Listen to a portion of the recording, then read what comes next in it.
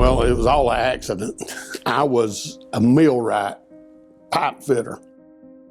I started working in the machine shop in the plant.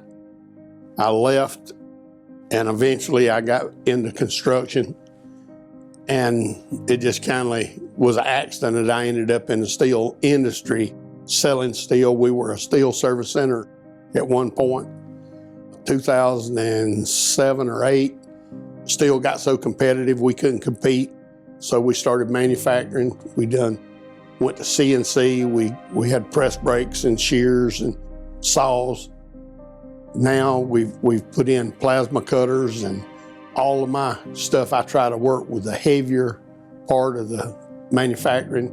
And the reason for that is the smaller companies, backyard mom and pops, they all got little CNC machines and got smaller.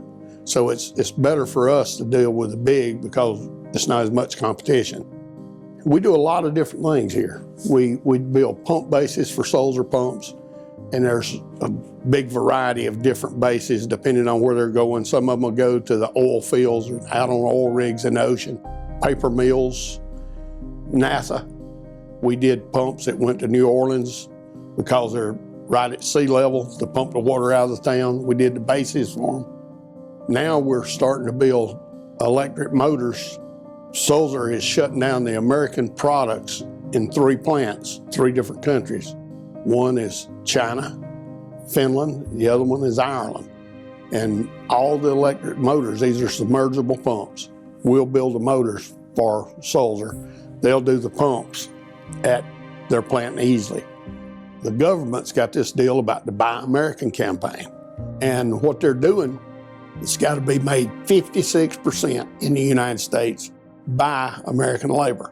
Also, we do automation. We've got frames and things that we've built and machined for Amazon, Volvo, so many I can't remember. Now, we deal with an automation company. We don't deal direct with the 8 users that I've told you. When Boeing aircraft was built, we did a lot of work for Carolina CMC. We've diversified a lot over the years.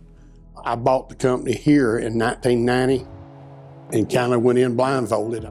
It's come a long ways over the years. Back in the 60s, that's all the industry we had, or the main part. You had General Electric, you had fiber industries, which is kind of like cotton mills. When BMW came into Greenville, Spartanburg area, that's when it started. They brought all this support industries in. I think all that contributes to what's going on now in Anderson.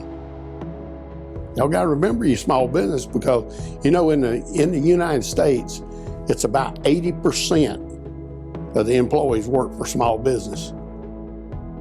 Every company that makes anything or deals with a customer is gonna have mistakes. My deal over the years has been, yes, we make mistakes, but it's how I deal with that mistake. I'm not gonna go in there and argue over whose problem it is. I'm gonna fix the problem. So that's kind of the way I try to do business. I just try to be above board with it, and I think that's how we get business.